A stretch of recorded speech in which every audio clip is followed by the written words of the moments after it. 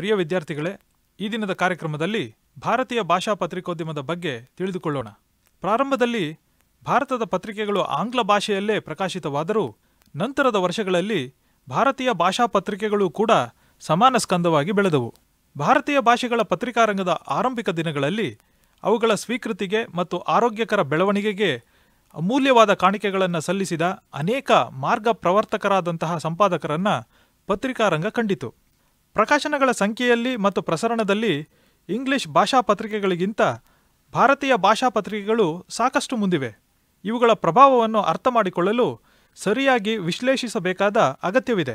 ಭಾರತೀಯ ಭಾಷೆಯ ಪತ್ರಿಕೆಗಳ ಸ್ಥಾನಮಾನ ಮತ್ತು ಪಾತ್ರವನ್ನು ಆಂಗ್ಲ ಭಾಷಾ ಪತ್ರಿಕೆಗಳೊಂದಿಗೆ ಹೋಲಿಸಿ ಸಾಮಾಜಿಕ ಪರಿವರ್ತನೆ ಮತ್ತು ಅಭಿವೃದ್ಧಿಯ ಪ್ರಕ್ರಿಯೆಗಳಲ್ಲಿ ಭೂತ, ವರ್ತಮಾನ ಮತ್ತು ಭವಿಷ್ಯಗಳಲ್ಲಿನ ಇದರ ಪಾತ್ರದೊಂದಿಗೆ ಭಾರತೀಯ ಭಾಷಾ ಪತ್ರಿಕೆಗಳ ಇತಿಹಾಸವನ್ನು ಈ ಕಾರ್ಯಕ್ರಮ ನಿಮಗೆ ಪರಿಚಯ ಮಾಡಿಸುತ್ತದೆ.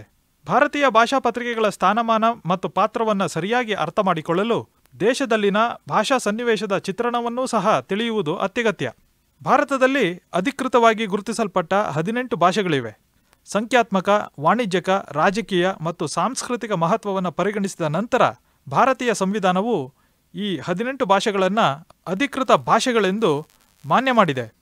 ಆದರೆ 1961ರ ಜನಗಣತಿಯ ಪ್ರಕಾರ ನಮ್ಮಲ್ಲಿನ ಮಾತೃಭಾಷೆಗಳ ಸಂಖ್ಯೆ 1652. ಕೆಲವೇ ಜನರಿಂದ ಆಡಲ್ಪಡುವ ಉಪಭಾಷೆಗಳನ್ನು ಪರಿಗಣಿಸಿದ್ದರಿಂದ ದಿಗ್ಭ್ರಾಂತಿಗೊಳಿಸುವ ಈ ಸಂಖ್ಯೆಯನ್ನು ನೀಡಲಾಗಿತ್ತು. 1000 ಹಾಗೂ ಅದಕ್ಕೂ ಹೆಚ್ಚಿನ ಜನರು ಮಾತನಾಡುವ ಉಪಭಾಷೆಗಳನ್ನು ಪರಿಗಣಿಸಿಕೊಂಡು 1971ರ ಜನಗಣತಿಯು ಹೆಚ್ಚು ಸತ್ಯನಿಷ್ಠವಾದ 700 ಭಾಷೆಗಳನ್ನು ಗುರುತಿಸಿತು. ಇತಿಹಾಸದ ಉದಯ ಕಾಲದಿಂದಲೂ ಭಾರತಕ್ಕೆ ಬಂದಿರುವ ಬೇರೆ ಬೇರೆ ಜನಾಂಗೀಯ ಘಟಕಗಳಿಗೆ ಹೆಚ್ಚು ಕಡಿಮೆ ಸಂವಾದಿಯಾಗಿ ಬೇರೆ ಬೇರೆ ಭಾಷಾ ವರ್ಗಗಳಿಂದ ಈಗ ಬಳಕೆಯಲ್ಲಿರುವ ಭಾಷೆಗಳು ನಿಷ್ಪನ್ನವಾಗಿವೆ. ಅವುಗಳನ್ನು 6 ಗುಂಪುಗಳಾಗಿ ವಿಭಾಗಿಸಬಹುದು. ಅವುಗಳೆಂದರೆ ನೀಗ್ರಾಯ್ಡ್, ಆಸ್ಟ್ರಿಕ್, ಚೀನಾ ಟಿಬೆಟಿಯ, ದ್ರಾವಿಡೀಯ, ಸಿಂಧು ಆರ್ಯನ್ ಮಾದರಿ ಮತ್ತು ಇತರ ನುಡಿಗಳು. ಈ ಭಾಷೆಗಳು ಶತಮಾನಗಳುದ್ದಕ್ಕೂ ಪಾರಸ್ಪರಿಕ ಸಂಪರ್ಕಗಳನ್ನು ಹೊಂದಿವೆ ಮತ್ತು ಆಧುನಿಕ ಭಾರತದ ಪ್ರಮುಖ ಭಾಷಾ ವರ್ಗವನ್ನು ಸೃಷ್ಟಿಸಿವೆ. ಪ್ರಮುಖವಾದ ಈ ಗುಂಪುಗಳಲ್ಲಿ ಆರ್ಯನ್ ಮತ್ತು ದ್ರಾವಿಡೀಯ ಪಂಗಡಗಳು ಬಹಳ ಪ್ರಬಲವಾದ ವರ್ಗಗಳು. ಆಸ್ಟ್ರಿಕ್ ಮತ್ತು ಚೀನಾ ಟಿಬೆಟಿಯನ್ ಭಾಷೆಗಳಿಂದಲೂ ಇವು ಪ್ರಭಾವಿತಗೊಂಡಂತಹವು. ಇಂಡೋ ಐರೋಪ್ಯ ವರ್ಗದ ಇಂಡೋ ಆರ್ಯನ್ ಶಾಖೆಯು ಆರ್ಯನ್ನರ ಮೂಲಕ ಭಾರತಕ್ಕೆ ಬಂದಿತು. ಒಟ್ಟು ಭಾರತೀಯ ಜನಸಂಖ್ಯೆಯ 74% ತನ್ನದಾಗಿ ಹೊಂದಿರುವ ಅತಿದೊಡ್ಡ ಭಾಷಾ ವರ್ಗ ಇದು. ಈ ಪಂಗಡದಲ್ಲಿರುವ ಪ್ರಮುಖ ಭಾಷೆಗಳೆಂದರೆ ಪಶ್ಚಿಮೀಯ ಪಂಜಾಬಿ, ಸಿಂಧಿ, ಪೂರ್ವೀಯ ಪಂಜಾಬಿ, ಹಿಂದಿ, ಬಿಹಾರಿ, ರಾಜಸ್ಥಾನಿ, ಗುಜರಾತಿ, ಮರಾಠಿ, ಅಸ್ಸಾಮಿ, ಬೆಂಗಾಲಿ, ಒರಿಯಾ, ಪಹಾಡಿ, ಕಾಶ್ಮೀರಿ ಮತ್ತು ಸಂಸ್ಕೃತ. ಹಿಂದೂಸ್ತಾನಿಯು ಉರ್ದು ಮತ್ತು ಹಿಂದಿ ಎಂಬ 2 ಮಹಾನ್ ಸಾಹಿತ್ಯವನ್ನು ರೂಪಿಸಿದೆ. ಈ ಎರಡಕ್ಕೂ ಒಂದೇ ವ್ಯಾಕರಣ ಮತ್ತು ಶಬ್ದ ಭಂಡಾರವಿದೆ. ಆದರೆ ಅವು ಲಿಪಿ ಮತ್ತು ಉನ್ನತ ಶಬ್ದ ಭಂಡಾರದಲ್ಲಿ ಭಿನ್ನವಾಗುತ್ತವೆ. ಉರ್ದು ವರ್ಸೋ ಅರೇಬಿಕ್ ಲಿಪಿಯನ್ನು ಬಳಸುತ್ತದೆ. ಹಿಂದಿಯು ದೇವನಾಗರಿ ಲಿಪಿಯನ್ನು ಬಳಸುತ್ತದೆ. ಅರೇಬಿಕ್ ಮತ್ತು ಪರ್ಷಿಯನ್ ಭಾಷೆಗಳಿಂದ ಬಹಳಷ್ಟು ಪದಗಳನ್ನು ಉರ್ದು ಎರವಲು ಪಡೆದಿದ್ದರೆ ಹಿಂದಿಯು ಶುದ್ಧ ಭಾರತೀಯ ಪದಗಳಿಗೆ ಒಲವು ಹೊಂದಿದೆ. ದ್ರಾವಿಡ ಭಾಷೆಗಳು ತಮ್ಮದೇ ಆದ ಗುಂಪೊಂದನ್ನು ರೂಪಿಸುತ್ತವೆ. ಆರ್ಯನ್, ಆಸ್ಟ್ರಿಕ್ ಮತ್ತು ಚೀನಾ ಟಿಬೆಟಿನ ನುಡಿಗಳಿಗಿಂತ ಇವು ಭಿನ್ನವಾಗಿದ್ದು, ಭಾರತೀಯ ಉಪಖಂಡ ಎಂದರೆ ಪಾಕಿಸ್ತಾನ ಮತ್ತು ಬಾಂಗ್ಲಾದೇಶಗಳಿಂದ ಹೊರಗೆ ಯಾವುದೇ ಸಂಪರ್ಕ ಸಂಬಂಧಗಳನ್ನು ಇವು ಹೊಂದಿಲ್ಲ. ದ್ರಾವಿಡ ಭಾಷಾ ವರ್ಗವು ಭಾರತದಲ್ಲಿ 2ನೇ ಅತಿದೊಡ್ಡ ಸಮೂಹವಾಗಿದ್ದು, ಭಾರತದ ಒಟ್ಟು ಜನಸಂಖ್ಯೆಯ 25% ಇದು ಹೊಂದಿದೆ. ಉತ್ತರ ಶಾಖೆಯ ಬಲೂಚಿಸ್ತಾನದಲ್ಲಿ ಮಾತನಾಡುವ ಬ್ರಾಹ್ಮಿ ಮತ್ತು ಕುರುಕ್ ಹಾಗೂ ಬೆಂಗಾಳ ಮತ್ತು ಒರಿಸ್ಸಾಗಳಲ್ಲಿ ಮಾತನಾಡುವ ಮಾಲ್ಟೋಗಳನ್ನು ಇದು ಒಳಗೊಳ್ಳುತ್ತದೆ. ಕುರುಕ್ಕನ್ನು ಬಿಹಾರ ಮತ್ತು ಮಧ್ಯಪ್ರದೇಶಗಳಲ್ಲಿಯೂ ಮಾತನಾಡಲಾಗುತ್ತದೆ. ಕೇಂದ್ರ ಶಾಖೆಯು ತೆಲುಗು ಮತ್ತು ಮಧ್ಯ ಭಾರತದಲ್ಲಿ ಮಾತನಾಡುವ ಕುಲ್, ಖೋಂಡ್, ಹೊಲಾನಿ, ಕೊಂಡ, ಗೋಂಡಿ, ನೈಕಿ, ಪರ್ಜಿ, ಕೋಯ ಮತ್ತಿತರ ಉಪಭಾಷೆಗಳನ್ನು ಹೊಂದಿದೆ. ದಕ್ಷಿಣ ಶಾಖೆಯು ತಮಿಳು, ಕನ್ನಡ, ಮಲಯಾಳಂ, ತುಳು, ಬಡಗ, ತೋಡ, ಕೋಟ ಮತ್ತು ಕೊಡವ ಭಾಷೆಗಳನ್ನು ಹೊಂದಿದೆ. ಸ್ವಾತಂತ್ರ್ಯ ನಂತರ ಸಾಮಾನ್ಯ ಭಾಷೆಯ ಪ್ರಶ್ನೆ ಸಹಜವಾಗಿ ಮೇಲೆದ್ದು ಬಂತು. ಸಂವಿಧಾನ ಮಂಡಳಿಗೆ ಈ ವಿಷಯವಾಗಿ ಒಮ್ಮತಕ್ಕೆ ಬರಲಾಗಲಿಲ್ಲ. ಈ ಪ್ರಶ್ನೆಯನ್ನು ಮತಕ್ಕೆ ಹಾಕಲಾಯಿತು ಮತ್ತು ಹಿಂದಿ 1 ಮತದ ಅಂತರದಿಂದ ಗೆದ್ದಿತು. ಅಧ್ಯಕ್ಷರು ಚಲಾಯಿಸಿದ ಮತ ಇದಾಗಿತ್ತು. ರಾಷ್ಟ್ರೀಯ ಕಾಂಗ್ರೆಸ್ ಭಾಷಾವಾರು ಪಾಂತ್ರಗಳ ರಚನೆಗೆ ಸಮರ್ಥನೆ ನೀಡಿತ್ತು. ಈ ಕಾರ್ಯನೀತಿಯ ಒಪ್ಪಿಗೆಯು ಎಲ್ಲ ಪ್ರಮುಖ ಪ್ರಾದೇಶಿಕ ಭಾಷೆಗಳ ವಿಧಿಬದ್ಧ ಮಾನ್ಯತೆಯನ್ನು ಒಳಗೊಂಡಿತ್ತು. ಆದ್ದರಿಂದ ದೇವನಾಗರಿ ಲಿಪಿಯಲ್ಲಿ ಹಿಂದಿಯನ್ನ ಮತ್ತು ಸಂಬಂಧಿತ ರಾಜ್ಯಗಳ ಅಧಿಕೃತ ಭಾಷೆಗಳಾಗಿ ಪ್ರಾದೇಶಿಕ ಭಾಷೆಗಳನ್ನು ಸಂವಿಧಾನವು ಮಾನ್ಯ ಮಾಡಿತು. ಇಂಗ್ಲಿಷನ್ನು ಆಡಳಿತಾತ್ಮಕ, ಶಾಸನಾತ್ಮಕ ಮತ್ತು ಕಾನೂನಿನ ಭಾಷೆ ಎಂದು ಗುರುತಿಸಲಾಯಿತು. ಎಲ್ಲ ಪ್ರಾದೇಶಿಕ ಭಾಷೆಗಳನ್ನೂ ಶಾಸನಬದ್ಧವಾಗಿ ಮಾನ್ಯ ಮಾಡಲಾಗಿದೆ ಎಂಬುದನ್ನು ಸೂಚಿಸಲು ಶೆಡ್ಯೂಲ್ 1 ಸಂವಿಧಾನಕ್ಕೆ ಸೇರಿಸಲಾಯಿತು. ಸಂವಿಧಾನದ ಆರಂಭ ಕಾಲದಿಂದ 15 ವರ್ಷಗಳವರೆಗೆ ರಾಷ್ಟ್ರ ಎಲ್ಲ ಉದ್ದೇಶಗಳಿಗೆ ಅಧಿಕೃತವಾಗಿ ಇಂಗ್ಲಿಷ್ ಭಾಷೆಯ ಬಳಕೆಯನ್ನೇ ಮುಂದುವರಿಸತಕ್ಕದ್ದು ಎಂಬುದನ್ನು ಸಂವಿಧಾನ ಹೇಳುತ್ತದೆ. ಈ ನಿರ್ಧಾರಿತ ಅವಧಿಯು ಮುಗಿದ ನಂತರ, ಅಂದರೆ 1965ರ ತರುವಾಯ ದೇಶದ ರಾಷ್ಟ್ರ ಭಾಷೆಯಾಗಿ ಹಿಂದಿಯು ಇಂಗ್ಲಿಷನ್ನು ಸ್ಥಳಾಂತರಗೊಳಿಸುತ್ತದೆ ಎಂದು ನಂಬಲಾಗಿತ್ತು. ನಂತರದ ಬೆಳವಣಿಗೆಗಳು ಇಂಗ್ಲಿಷನ್ನೇ ಹೆಚ್ಚುವರಿ ಅಧಿಕೃತ ಭಾಷೆಯನ್ನಾಗಿ ಮುಂದುವರಿಸುವುದಕ್ಕೆ ಅನುವಾಗುವಂತೆ ತನ್ನ ಹರಿವನ್ನು ತಿರುಗಿಸಿವೆ. ಅದರ ಬಳಕೆಯನ್ನು ಕಡಿಮೆ ಮಾಡುವುದಕ್ಕೆ ಮತ್ತು ಹಿಂದಿಯಿಂದ ಅದನ್ನು ಪಲ್ಲಟಗೊಳಿಸುವುದಕ್ಕೆ ಯಾವುದೇ ನಿರ್ದಿಷ್ಟ ದಿನಾಂಕವನ್ನು ನಿಗದಿಗೊಳಿಸಲಾಗಿಲ್ಲ. ಸಂವಿಧಾನದಲ್ಲಿ ಪಟ್ಟಿ ಮಾಡಲ್ಪಟ್ಟಿರುವ ಭಾಷೆಗಳು ಆಯಾ ರಾಜ್ಯಗಳ ಅಧಿಕೃತ ಭಾಷೆಗಳಾಗಿ ಉಳಿದಿರುವಂತೆಯೇ ಅಂತಾರಾಜ್ಯ ವ್ಯವಹಾರಕ್ಕೆ ಹಿಂದಿ ಮತ್ತು ಇಂಗ್ಲಿಷ್ಗಳನ್ನು ಬಳಸುವುದು ಮುಂದುವರೆದಿದೆ. ಸ್ವಾತಂತ್ರ್ಯ ನಂತರದ ಭಾರತದ ಪತ್ರಿಕಾ ರಂಗದಲ್ಲಿ ಅಗಾಧವಾದ ಬೆಳವಣಿಗೆಯನ್ನು ನಾವು ಕಂಡಿದ್ದೇವೆ. ದೈನಿಕಗಳು, ವಾರಪತ್ರಿಕೆಗಳು, ಮಾಸಪತ್ರಿಕೆಗಳು, ಈ ಎಲ್ಲ ನಿಯತಕಾಲಿಕಗಳ ಪ್ರಕಾಶನದ ಸಂಖ್ಯೆಯಲ್ಲಿ ಗಮನಾರ್ಹವಾದ ಹೆಚ್ಚಳ ಉಂಟಾಗಿದೆ. ಪತ್ರಿಕೆಗಳು ಈಗ ಮಹಾನಗರ ಅಥವಾ ದೊಡ್ಡ ಪಟ್ಟಣಗಳ ಸಂಗತಿಯಾಗಿ ಉಳಿದಿಲ್ಲ. ಜಿಲ್ಲೆಗಳಿಗೂ ಹಾಗೂ ದೂರ ದೂರದ ಗ್ರಾಮೀಣ ಕ್ಷೇತ್ರಗಳಿಗೂ ಹರಡಿಕೊಂಡಿದೆ. ರಾಷ್ಟ್ರೀಯ ಪತ್ರಿಕೆಗಳು ಎಂದು ಕರೆಯಲ್ಪಡುವ ಪತ್ರಿಕೆಯ ಪ್ರಾಬಲ್ಯತೆಯು ಬೃಹತ್ತಾಗಿ ಮತ್ತು ತೀವ್ರವಾದ ಪೈಪೋಟಿಯನ್ನು ಪ್ರಾದೇಶಿಕ ಭಾಷಾ ಪತ್ರಿಕೆಗಳಿಂದ ಎದುರಿಸುತ್ತಿವೆ. ತಮ್ಮ ತಮ್ಮ ಕಾರ್ಯಾಚರಣೆಯ ಕ್ಷೇತ್ರಗಳಲ್ಲಿ ಅನನ್ಯವಾದ ಹೊರಚಾಚು ಮತ್ತು ಪ್ರಭಾವಗಳನ್ನು ಇವು ಹೊಂದಿವೆ. ಕಾರ್ಯನೀತಿ ನಿಯೋಜಕರ ಮೇಲೆ ಪ್ರಭಾವ ಬೀರಬಲ್ಲವು ಎಂಬ ವಾದವನ್ನು ಇಂಗ್ಲಿಷ್ ಪತ್ರಿಕೆಗಳು ಇನ್ನೂ ಹೇಳಿಕೊಂಡರೂ ಸಾರ್ವಜನಿಕ ಅಭಿಪ್ರಾಯವನ್ನು ಎರಕಹೊಯ್ಯುವ ಮತ್ತು ಪ್ರಭಾವ ಬೀರುವ ಶಕ್ತಿಯನ್ನು ಭಾರತೀಯ ಭಾಷೆಯ ಪತ್ರಿಕೆಗಳು ಪಡೆದುಕೊಂಡಿವೆ. ಸಮೂಹ ಮಾಧ್ಯಮಗಳು ಅದರಲ್ಲೂ ವಿಶೇಷವಾಗಿ ಮುದ್ರಣ ಮಾಧ್ಯಮ, ರೇಡಿಯೋ ಮತ್ತು ಟಿವಿಗಳು ಭಾಷಾ ಅಲೆಯಿಂದ ಪ್ರಭಾವಿತವಾದವುಗಳಲ್ಲಿ ಮೊದಲಿನವುಗಳು. ಆರಂಭಿಕ ದಿನಗಳಲ್ಲಿ ಇಂಗ್ಲಿಷ್ ವೃತ್ತಪತ್ರಿಕೆಗಳು ಮತ್ತು ನಿಯತಕಾಲಿಕಗಳು ಪ್ರಥಮ ಸ್ಥಾನ ಹೊಂದಿದ್ದವಾದರೂ ಬಹುಬೇಗನೆ ಪ್ರಕಾಶನಗಳ ಸಂಖ್ಯೆ ಮತ್ತು ಪ್ರಸರಣಗಳೆರಡರಲ್ಲಿಯೂ ಪ್ರಾದೇಶಿಕ ಭಾಷಾ ಪತ್ರಿಕೆಗಳು ಅವನ್ನು ಹಿಂದಿಕ್ಕಿದವು. ಭಾರತದ ಬಹುದೊಡ್ಡ ಅಕ್ಷರಸ್ಥ ಜನಸಂಖ್ಯೆಯ ಅವಶ್ಯಕತೆಯನ್ನು ಪೂರೈಸಲು ಇಂದು ಬಹಳ ಹೆಚ್ಚು ಸಂಖ್ಯೆಯ ವೃತ್ತಪತ್ರಿಕೆಗಳು ಮತ್ತು ನಿಯತಕಾಲಿಕಗಳು ಭಾರತೀಯ ಭಾಷೆಗಳಲ್ಲಿ ಹಿಂದೆಂದಿಗಿಂತಲೂ ಹೆಚ್ಚಾಗಿ ಲಭ್ಯವಿವೆ. ಪ್ರಕಾಶನಗೊಳ್ಳುವ ವೃತ್ತಪತ್ರಿಕೆಗಳ ಸಂಖ್ಯೆಯಲ್ಲಿ ಇಂಗ್ಲಿಷ್ನ ಪತ್ರಿಕೆಗಳು ಒಟ್ಟು ಪ್ರಕಾಶನಗಳ ಸಂಖ್ಯೆಯ 15% ಭಾಗವನ್ನು ಮಾತ್ರ ಹೊಂದಿವೆ. ಹಿಂದಿ ಭಾಷೆಗೆ ಎರಡನೆಯದಾಗಿ ಸಂಖ್ಯೆ ಮತ್ತು ಪ್ರಸರಣಗಳಲ್ಲಿ ಇಂಗ್ಲಿಷ್. 2005ರಲ್ಲಿ 100ರಷ್ಟು ಸಂಖ್ಯೆಯ ಭಾಷೆಗಳು ಮತ್ತು ಉಪಭಾಷೆಗಳಲ್ಲಿ ವೃತ್ತಪತ್ರಿಕೆಗಳು ಪ್ರಕಟಣೆಗೊಳ್ಳುತ್ತಿದ್ದವು. ಕಾಶ್ಮೀರಿ ಮತ್ತು ಕೊಂಕಣಿ ಭಾಷೆಗಳನ್ನು ಬಿಟ್ಟು ಉಳಿದ 17 ಪ್ರಮುಖ ಭಾಷೆಗಳಲ್ಲಿ ದೈನಿಕ ಪತ್ರಿಕೆಗಳು ಹೊರಬರುತ್ತವೆ. ಪ್ರಾದೇಶಿಕ ಭಾಷಾ ಪತ್ರಿಕೆಗಳ ಹೊರಚಾಚು ಎಷ್ಟು ಪ್ರಮಾಣದಲ್ಲಿದೆ ಎಂದರೆ ಇಂಗ್ಲಿಷ್ ಪತ್ರಿಕೆಗಳು ನಗಣ್ಯ ಎನ್ನುವಂತಹ ಸ್ಥಿತಿ ಇಂದು ಬಂದೊದಗಿದೆ. ಭಾರತೀಯ ಭಾಷೆಗಳಲ್ಲಿಯೇ ಹೆಚ್ಚು ವೃತ್ತಪತ್ರಿಕೆಗಳಿವೆ ಎಂಬ ಅಂಶವು ಅವಕ್ಕಿರುವ ಸಂಭಾವ್ಯ ಸಾಮರ್ಥ್ಯ ಎಷ್ಟೆಂಬುದನ್ನು ತೋರಿಸುತ್ತದೆ. ಪ್ರಕಾಶನದ ಸ್ಥಳದ ದೃಷ್ಟಿಯಿಂದ ನೋಡುವುದಾದರೆ 100ಕ್ಕೂ ಹೆಚ್ಚು ವೃತ್ತಪತ್ರಿಕೆಗಳು ಮತ್ತು ನಿಯತಕಾಲಿಕಗಳನ್ನು ಪ್ರಕಟಿಸುವ 32 ಪಟ್ಟಣಗಳಿವೆ. ಅವುಗಳಲ್ಲಿ ಉತ್ತರ ಪ್ರದೇಶವು ಅಂತಹ 10 ಪಟ್ಟಣಗಳನ್ನು ಹೊಂದಿದ್ದು ಪ್ರಕಟಗೊಳ್ಳುವ ವೃತ್ತಪತ್ರಿಕೆಗಳ ಒಟ್ಟು ಸಂಖ್ಯೆಯಲ್ಲಿ ಮುಂದಿದೆ. ಉತ್ತರ ಪ್ರದೇಶದೊಂದಿಗೆ ಹಿಂದಿ ವಲಯದ 3 ರಾಜ್ಯಗಳಾದ ಬಿಹಾರ, ಮಧ್ಯಪ್ರದೇಶ ಮತ್ತು ರಾಜಸ್ಥಾನಗಳು ಸುಮಾರು 18,000 ಪ್ರಕಾಶನಗಳನ್ನು ಹೊರತರುತ್ತಿದ್ದು ದೇಶದ ಒಟ್ಟು ಪ್ರಕಾಶನಗಳ ಸಂಖ್ಯೆಯ 35%. ಆದರೆ ಅವುಗಳ ಒಟ್ಟಾರೆ ಪ್ರಸಾರ ಕೇವಲ 10% ಮಾತ್ರ. ಭಾರತೀಯ ಭಾಷೆಗಳ ಮೊದಲ ವೃತ್ತಪತ್ರಿಕೆ ಬೆಂಗಾಲಿ ಭಾಷೆಯ ದಿಗ್ದರ್ಶನ್ ಆಗಿತ್ತು. 1818ರಲ್ಲಿ ಇದು ಡಾಕ್ಟರ್ ಕೇರಿ ಅವರಿಂದ ಪ್ರಾರಂಭಿಸಲ್ಪಟ್ಟಿತು. ನಂತರ ಇದನ್ನು ಸಮಾಚಾರ ದರ್ಶನ್ ಎಂದು ಪುನರ್ನಾಮಕರಣ ಮಾಡಲಾಯಿತು. ಸಮಾಚಾರ ದರ್ಶನದ ಟೀಕೆಗಳಿಗೆ ಉತ್ತರಿಸುವ ಉದ್ದೇಶದಿಂದ ರಾಜಾರಾಮ್ ಮೋಹನ್ ರಾಯ್ 1921ರಲ್ಲಿ ಬ್ರಾಹ್ಮಣಿಕಲ್ ಮ್ಯಾಗಝೀನ್ ಎಂಬ ನಿಯತಕಾಲಿಕವನ್ನು ಪ್ರಾರಂಭಿಸಿದ್ದರು. ನಂತರ ಬ್ರಾಹ್ಮಣ್ ಸೇವದಿ ಎಂಬ ದ್ವಿಭಾಷಾ ನಿಯತಕಾಲಿಕವನ್ನು, ಸಂಬಂಧ್ ಕೌಮುದಿ ಎಂಬ ಬೆಂಗಾಳಿ ವೃತ್ತಪತ್ರಿಕೆ ಮತ್ತು ಪರ್ಷಿಯನ್ ಭಾಷೆಯ ಮೀರತ್ ಉಲ್ ಅಖ್ಬಾರ್ ಅಥವಾ ಸುದ್ದಿಗನ್ನಡಿಯನ್ನು ಪ್ರಾರಂಭಿಸಿದರು. ನಾವು ಈಗಾಗಲೇ ಚರ್ಚಿಸಿರುವಂತೆ ಭಾರತೀಯ ಭಾಷಾ ಪತ್ರಿಕೋದ್ಯಮದೊಳಗೆ ಅತಿ ಹೆಚ್ಚು ಸಂಖ್ಯೆಯ ಪ್ರಕಾಶನಗಳನ್ನು ಹೊಂದಿರುವ ಭಾಷೆ ಹಿಂದಿ. 1998ರಲ್ಲಿ 2200 ದೈನಿಕಗಳನ್ನು ಒಳಗೊಂಡಂತೆ 17,000 ಪ್ರಕಾಶನಗಳನ್ನು ಇದು ಹೊಂದಿತ್ತು. ಮೊದಲ ಹಿಂದಿ ವೃತ್ತಪತ್ರಿಕೆಯನ್ನು 1826ರಲ್ಲಿ ಕಲ್ಕತ್ತಾದಲ್ಲಿ ಪ್ರಾರಂಭಿಸಲಾಗಿತ್ತು. ಜುಗಲ್ ಕಿಶೋರ್ ಸೂಕು ಅವರಿಂದ ಸಂಪಾದಿಸಲ್ಪಟ್ಟ ಉದಾಂತ್ ಮಾರ್ತಾಂಡ್ ಈ ವಾರಪತ್ರಿಕೆಯಾಗಿತ್ತು. ರಾಜಾರಾಮ್ ಮೋಹನ್ ರಾಯ್ ಮತ್ತು ದ್ವಾರಕಾ ಪ್ರಸಾದ್ ಥಾಕೂರ್ ಅವರಿಂದ ಪ್ರಾಯೋಜಿತವಾದ ಬಂಗದೂತ ಎಂಬ ಮತ್ತೊಂದು ಪತ್ರಿಕೆ 1829ರಲ್ಲಿ ಬೆಳಕಿಗೆ ಬಂತು. ಶ್ಯಾಮಸುಂದರ್ ಸೇನ್ ಅವರನ್ನ ಸಂಪಾದಕರಾಗಿ ಉಳ್ಳ ಮೊತ್ತ ಮೊದಲ ಹಿಂದಿ ದೈನಿಕ ಸಮಾಚಾರ್ ಸುಬಾ ವರ್ಷನ್ 1854ರಲ್ಲಿ ಹೊರಬಂದಿತು.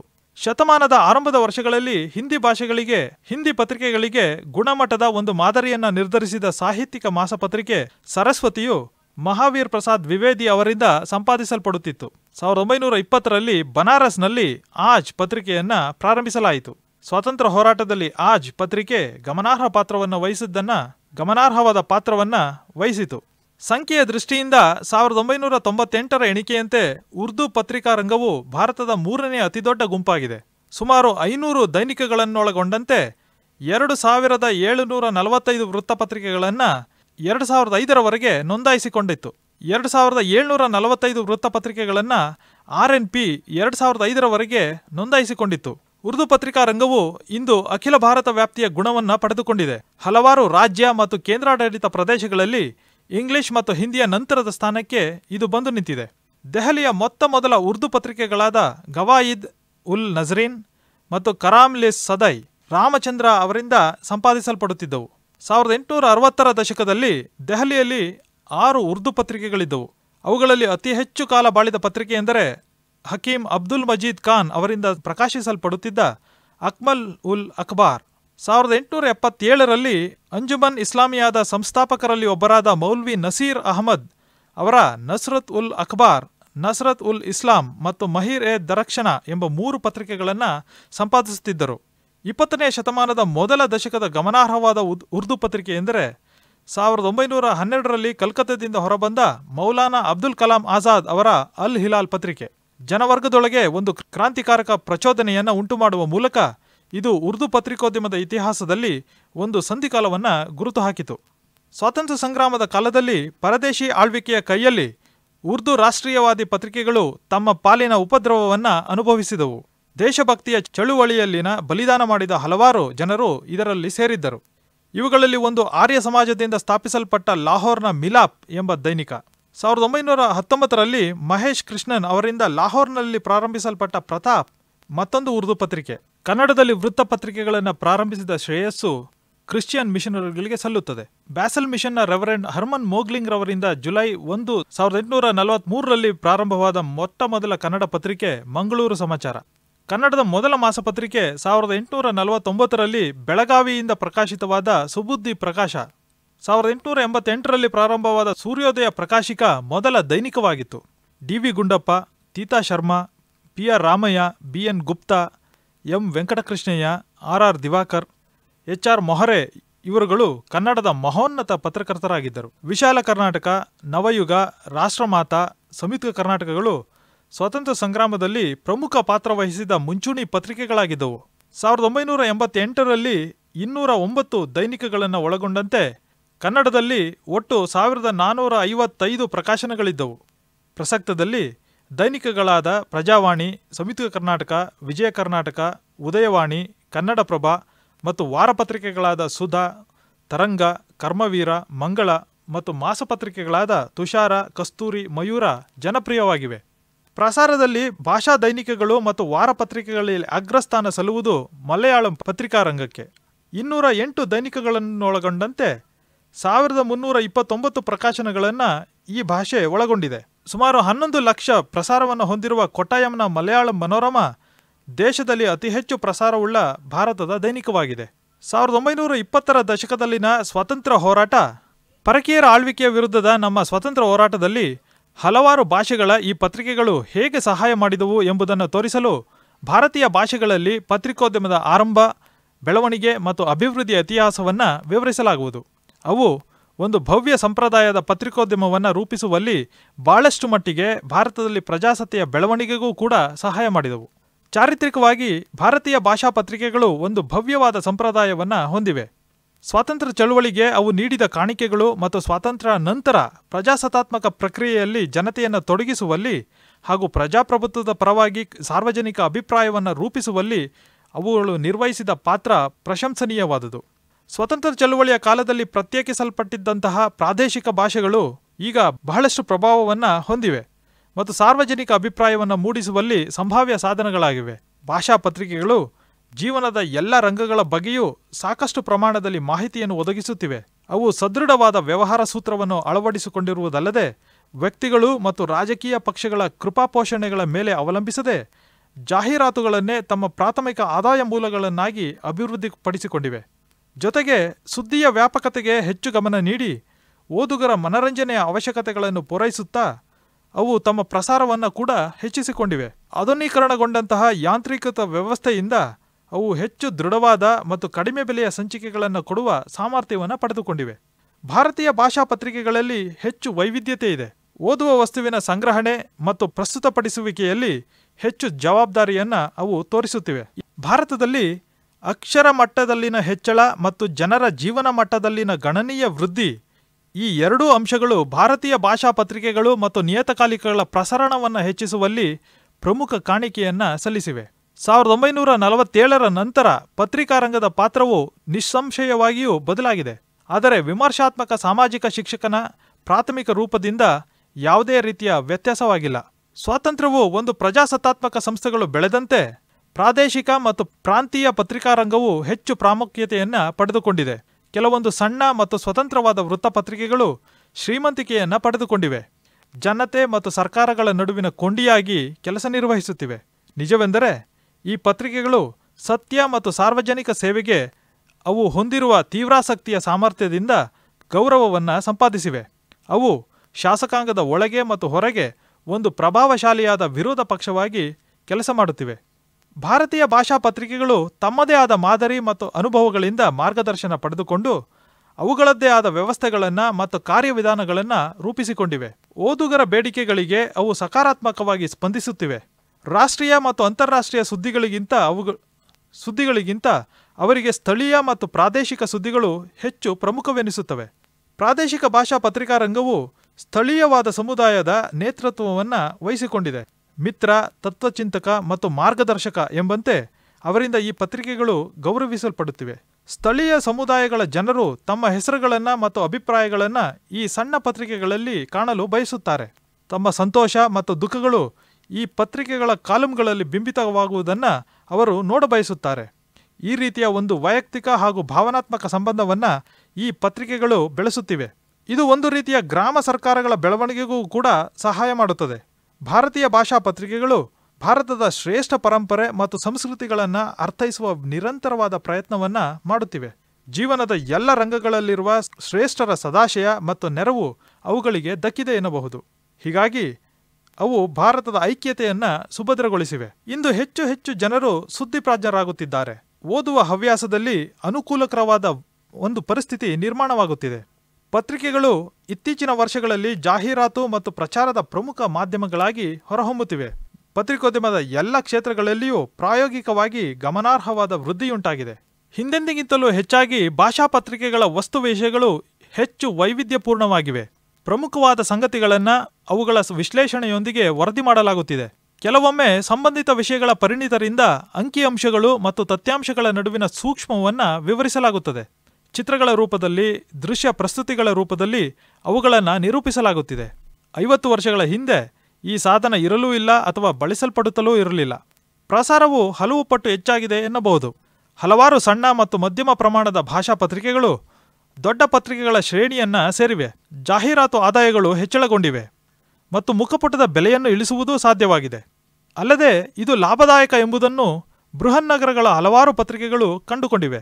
ಚಾಲ್ತಿಯಲ್ಲಿರುವ ಪತ್ರಿಕೆಗಳ ಲಾಭದಿಂದ ಹೆಚ್ಚು ಹೆಚ್ಚು ಆವೃತ್ತಿಗಳನ್ನು ಮತ್ತು ಹೊಸ ಪ್ರಕಾಶನಗಳನ್ನು ಪ್ರಾದೇಶಿಕ ಪತ್ರಿಕೆಗಳು ಆರಂಭಿಸುತ್ತಿವೆ. ಹಲವಾರು ನಿಯಂತ್ರಣಾತ್ಮಕವಾದ ಪ್ರತಿಬಂಧಗಳ ಕಾರಣದಿಂದ ಅಂತರ್ಜಾಲದ ಜಿಗಿತಕ್ಕೆ ನಿಧಾನವಾದರೂ ಸಹ ಆನ್ಲೈನ್ ಪ್ರಕಾಶನದಲ್ಲಿ ಭಾರತದ ಮುದ್ರಣ ಮಾಧ್ಯಮವು ಪ್ರಪಂಚದ ಇತರರೊಂದಿಗೆ ಸಮಾನ ವೇಗವಾಗಿ ಬೆಳೆಯುತ್ತಿದೆ. ಏಷ್ಯಾ ಮತ್ತು ಐರೋಪ್ಯ ದೇಶಗಳ ತಮ್ಮ ಸಹದ್ವಂದ್ವಿಗಳೊಂದಿಗೆ ಹೆಚ್ಚು ಕಡಿಮೆ ಏಕಕಾಲಕ್ಕೆ ಭಾರತದ ವೃತ್ತಪತ್ರಿಕೆಗಳು ಕೂಡ ಆನ್ಲೈನ್ ಪತ್ರಿಕೆಯನ್ನು ಪ್ರಕಟಿಸುವುದರಲ್ಲಿ ಹಿಂದೆ ಬೀಳಲಿಲ್ಲ. ಭಾರತದ ಆನ್ಲೈನ್ ಮಾಧ್ಯಮಗಳ ಪ್ರಮುಖ ಲಕ್ಷಣವೆಂದರೆ ಬಹಳಷ್ಟು ಹೆಚ್ಚಿನ ತಾಣಗಳು ಭಾರತೀಯ ಭಾಷೆಗಳಲ್ಲೇ ಇವೆ ಎನ್ನುವುದು. ಭಾರತೀಯ ವೆಬ್ ಪ್ರಕಾಶನಗಳು ಕೂಡ ಹೆಚ್ಚು ಕಡಿಮೆ ಎಲ್ಲ ಭಾರತೀಯ ಭಾಷೆಗಳನ್ನು ಪ್ರತಿನಿಧಿಸುತ್ತವೆ ಎನ್ನಬಹುದು. ಇದರಿಂದ ಜನರ ಮನಸ್ಸಿಗೆ ಆಕಾರ ಕೊಡುವ, ಅವಶ್ಯಕತೆಗಳಿಗೆ ತಕ್ಕಂತೆ ಸ್ಪಂದಿಸುವ ಮತ್ತು ರಾಷ್ಟ್ರದ ಆರ್ಥಿಕ ಮತ್ತು ರಾಜಕೀಯ ಕಾರ್ಯವಿಧಾನದ ಮೇಲೆ ಹೆಚ್ಚುತ್ತಿರುವ ತನ್ನ ಪ್ರಭಾವವನ್ನು ಬಳಸುವುದರಲ್ಲಿ ಸಹಕಾರಿಯಾಗುತ್ತವೆ. ತಂತ್ರಜ್ಞಾನದ ಪ್ರಗತಿಯು ಒಂದು ಪ್ರಮುಖವಾದ ಪಾತ್ರವನ್ನ ಈ ನಿಟ್ಟಿನಲ್ಲಿ ವಹಿಸುತ್ತಿದೆ ಎನ್ನಬಹುದು. ಭಾರತೀಯ ಭಾಷಾ ಪತ್ರಿಕೆಗಳು ಶೀಘ್ರಗತಿಯಲ್ಲಿ ವಿಸ್ತಾರಗೊಳ್ಳುವುದು ಮುಂದುವರಿಯಲಿದೆ ಮತ್ತು ಜಾಹೀರಾತು ಆದಾಯ ಹಾಗೂ ರಾಜಕೀಯ ಉತ್ತೇಜನಗಳು ಬಹುಮಟ್ಟಿಗೆ ಅವುಗಳ ವಸ್ತು ಹಾಗೂ ಗುಣಧರ್ಮವನ್ನು ನಿರ್ಧರಿಸಲಿವೆ. ಪ್ರಸಕ್ತ ಸನ್ನಿವೇಶದಲ್ಲಿ ಬಂಡವಾಳಶಾಹಿ ಮತ್ತು ಉಪಭೋಗಗಳು ತಮ್ಮ ಬೆಳವಣಿಗೆಯನ್ನು ಮುಂದುವರಿಸಲಿವೆ. ಉಪಭೋಗದ ಸಂದೇಶಗಳನ್ನು ಹಲವು ಪ್ರದೇಶಗಳಲ್ಲಿ ಹರಡುವುದರಲ್ಲಿ ಭಾರತೀಯ ಭಾಷಾ ಪತ್ರಿಕೆಗಳು ಪ್ರಮುಖ ಪಾತ್ರ ವಹಿಸಲಿವೆ. ಈ ಪ್ರಕ್ರಿಯೆಯಿಂದಾಗುವ ಸಾಧ್ಯತೆ ಎಂದರೆ ಪ್ರತಿಯೊಂದು ಭಾಷಾ ಪ್ರಾಂತ್ಯದಲ್ಲಿಯೂ ಕೇವಲ 1 ಅಥವಾ 2 ಪ್ರಬಲ ವೃತ್ತಪತ್ರಿಕೆಗಳು ಮುಂದೆ ಬರಲಿವೆ. ಈಗ ಭಾಷಾ ಪ್ರೆಸ್ನ ಲಕ್ಷಣ ಎನ್ನುವಂತಿರುವ ವೈವಿಧ್ಯತೆ ಮತ್ತು ಪೈಪೋಟಿಗಳು ಮುಂದಿನ ದಿನಗಳಲ್ಲಿ ಇಲ್ಲವಾಗಬಹುದು. ಭಾಷಾ ಪತ್ರಿಕೆಗಳು ಉತ್ತಮವಾದ ಬೆಳವಣಿಗೆಯನ್ನು ಕಂಡಿವೆ ಎನ್ನಬಹುದು. ನ್ಯೂಸ್ ಪ್ರಿಂಟ್ನ ಬೆಲೆಯು ಗಗನಕ್ಕೇರುತ್ತಿರುವಂತೆ ವೇತನ ಮಂಡಳಿಯ ಬಾಕಿ, ಹೆಚ್ಚಿನ ಹೊರೆ ಮತ್ತು ಒತ್ತಡದಲ್ಲಿ ಸಿಲುಕಿರುವ ಜಾಹೀರಾತು ಆದಾಯ ಇವುಗಳಿಂದ ಅವು ಗ್ರಸ್ತವಾಗುತ್ತಿವೆ. ತಮ್ಮ ವಾಣಿಜ್ಯಿಕ ಉಳಿವಿಗಾಗಿ ಅವು ಸ್ಥಳೀಯ ವಿಷಯಗಳ ಮೇಲೆ ಹೆಚ್ಚು ಗಮನ ಕೇಂದ್ರೀಕರಿಸಬೇಕಾಗಿದೆ. ಪ್ರತಿಭೆಗಳನ್ನು ಉಳಿಸಿಕೊಂಡು ಬೆಳೆಸಬೇಕಾಗಿದೆ. ಇದರೊಂದಿಗೆ ಸಂಶೋಧನೆ ಮತ್ತು ಅಭಿವೃದ್ಧಿಗೂ ಸಾಕಷ್ಟು ಬಂಡವಾಳವನ್ನು ಹೂಡಬೇಕಾಗಿದೆ. ವಾಣಿಜ್ಯಿಕವಾಗಿ ಜೀವಯೋಗ್ಯವಾಗಿ ಉಳಿಯುವಂತಹ ವೃತ್ತಪತ್ರಿಕೆಯ ಉದ್ಯಮವು ವೆಬ್ ಪ್ರಕಾಶನ ಮತ್ತು ವಿದ್ಯುನ್ಮಾನ ಮಾಧ್ಯಮಗಳೊಂದಿಗೆ ಏಕೀಕರಣಗೊಳ್ಳುವುದು ಅತ್ಯವಶ್ಯಕ. ಪ್ರಿಯ ವಿದ್ಯಾರ್ಥಿಗಳೇ, ಇಲ್ಲಿಯವರೆಗೂ ನೀವು ಭಾರತೀಯ ಭಾಷಾ ಪತ್ರಿಕೋದ್ಯಮದ ಸ್ಥಿತಿಗತಿಯ ಬಗ್ಗೆ ತಿಳಿದುಕೊಂಡಿರಿ.